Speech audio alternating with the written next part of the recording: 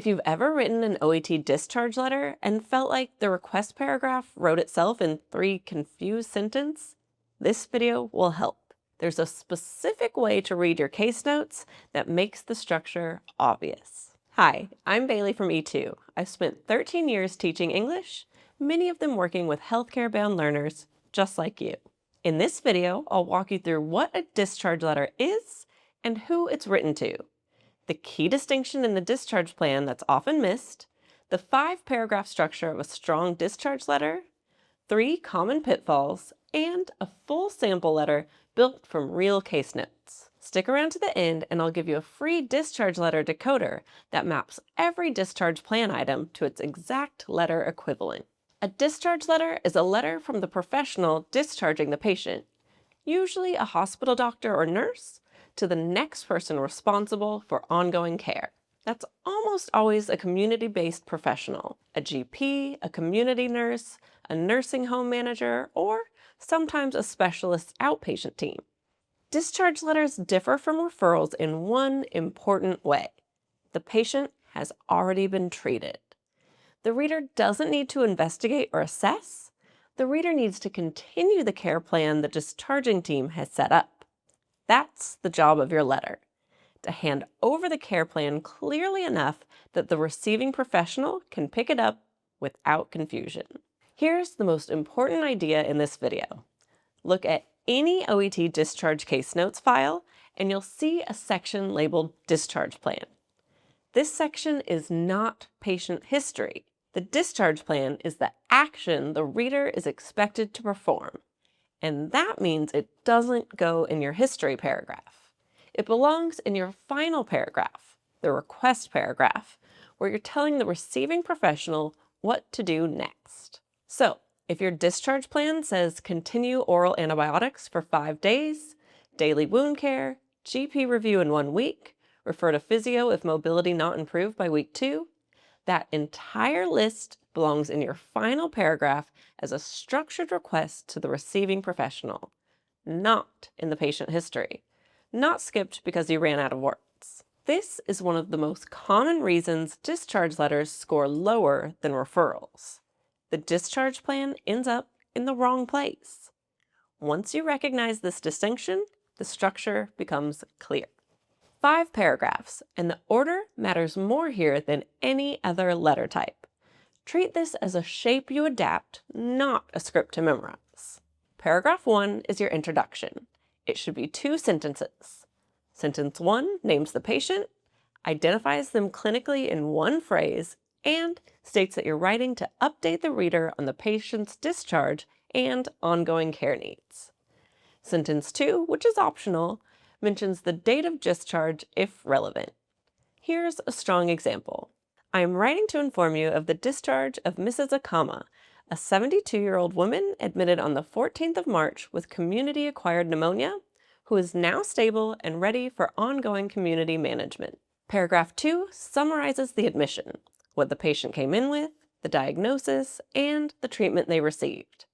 This isn't the place to list every test result, only the headline information that explains why they were in hospital and what was done. Do this in 3 to 5 sentences maximum. Paragraph 3 describes the patient's status today at the moment of discharge. Are they stable? Any residual symptoms? Any unresolved issues the receiving professional should be aware of? This is what the GP or community nurse reads to know what they're inheriting. Paragraph 4 is the core paragraph. This is where the discharge plan from your case notes becomes the request to your reader. Group similar items together: medications, follow-up appointments, monitoring, and escalation criteria.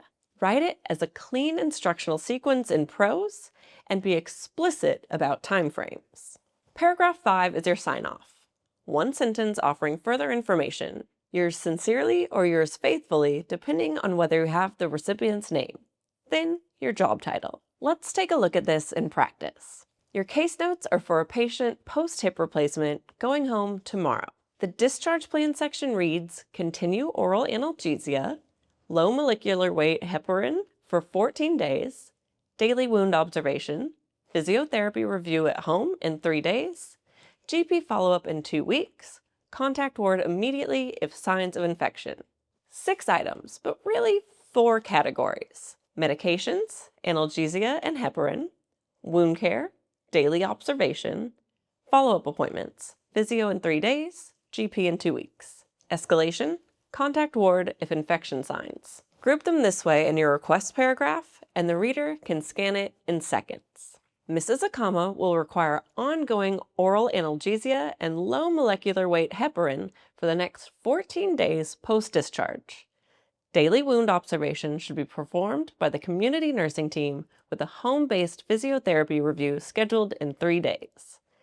A GP review in 2 weeks would be appropriate for surgical follow-up.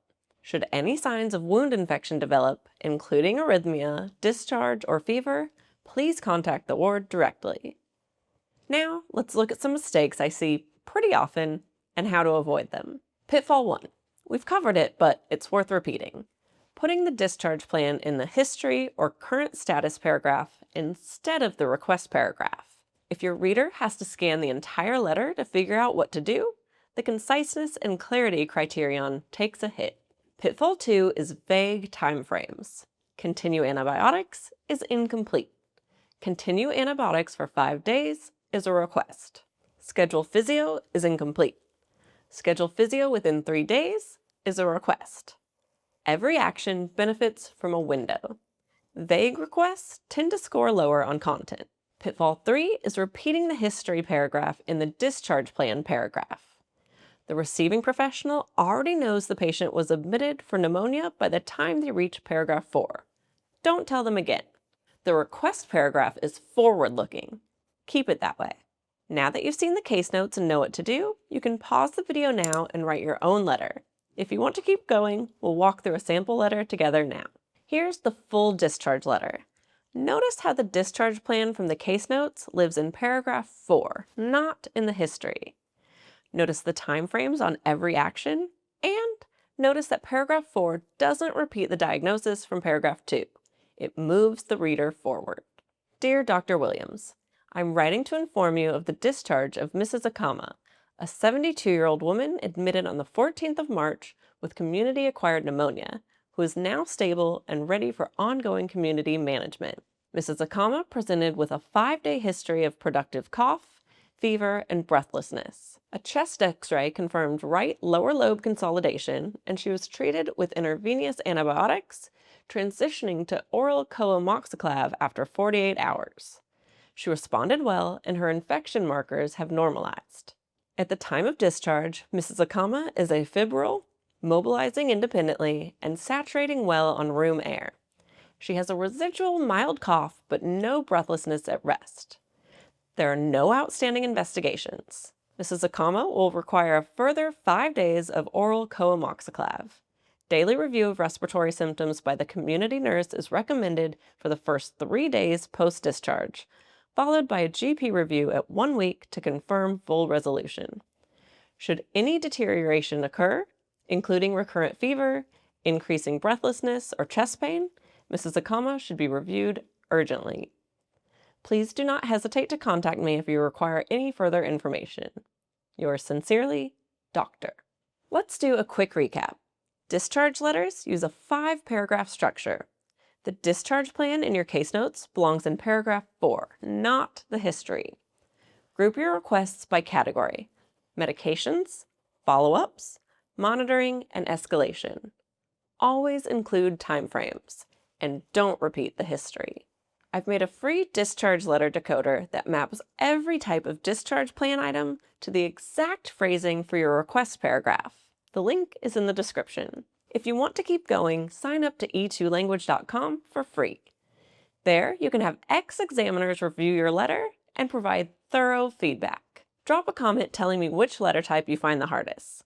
We're coming out with videos for the rest of them. I'm Bailey, and I'll see you in the next one.